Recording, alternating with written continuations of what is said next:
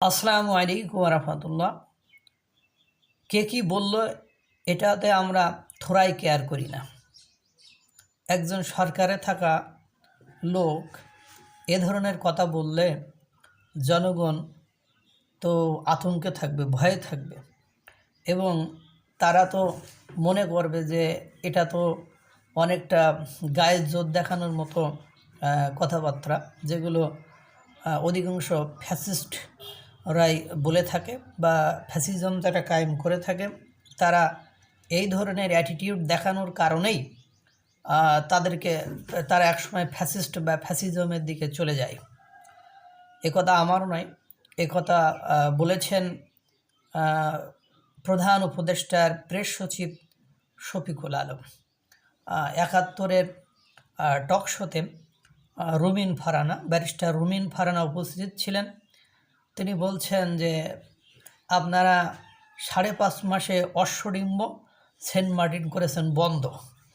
যে কারণ হলো ৫.৫ মাসে আপনারা পরিবেশ সংরক্ষণের নাম করে পরিবেশের কোন উপকারটা করতে পারছেন? কোথাও বায়ু দূষণ বন্ধ করতে পারেননি, কোথাও নদী খাল দখল উদ্ধার করতে পারেননি, মানে কোথাও তো কোনো দৃশ্যত কোনো পরিবেশের উপকার আপনারা করতে পারেননি। তাহলে আপনারা কেন সেন্ট মার্টিন বন্ধ করে দিলেন? কেননা এর ভেতরে আবার ৭১ টেলিভিশনে অ্যাঙ্কর ছিলেন, উনি আবার বলে ফেলছেন যে আপনারা কি সেন্ট মার্টিন আমেরিকাকে দিয়ে দিলেন বা অন্য কোনো দেশকে দিয়ে দিলেন। এবার এতে করে প্রেস সচিব শফিকুল আলম খুব উত্তেজিত হয়ে বললেন, আপনি একজন অ্যাঙ্কর হয়ে এই ধরনের কথা বলেন কীভাবে? আপনি একজন নাম করা লিডিং পজিশনের টিভির অ্যাঙ্কর হয়ে আপনি এই ধরনের কথা বলেন কীভাবে? তখন ব্যারিস্টার উনি বলছেন যে শেখ হাসিনা তো ক্ষমতাচ্যুত হওয়ার আগে বারবার কথা বলেছে যে আমি যদি সেন্ট মার্টিনটাকে আমেরিকা দিয়ে দিতাম তাহলে আমাকে ক্ষমতাচ্যুত হতো না বা ক্ষমতা ছাড়তে হতো না। তখন উনি এই কথা বললেন। কে কী বলল ওসব থোড়াই কেয়ার করার আমার সময় নেই। আমরা তো অনেকবার স্টেটমেন্ট দিয়েছি। তো এই ধরনের স্টেটমেন্ট আওয়ামী সরকারের আমলে ভরি ভরি দিত, কারণ প্রত্যেকটা সরকারই জনগণের বিভিন্ন ইস্যুজে স্টেটমেন্ট দিয়ে থাকে এবং সেই স্টেটমেন্টে কখনও আপনারা দেখবেন যে ওই সরকারের ত্রুটি বিচ্যুতি বা ওই সরকারের ব্যর্থতা স্বীকার বা স্বীকৃতি পাওয়া গিয়েছে? অবশ্যই যায়নি।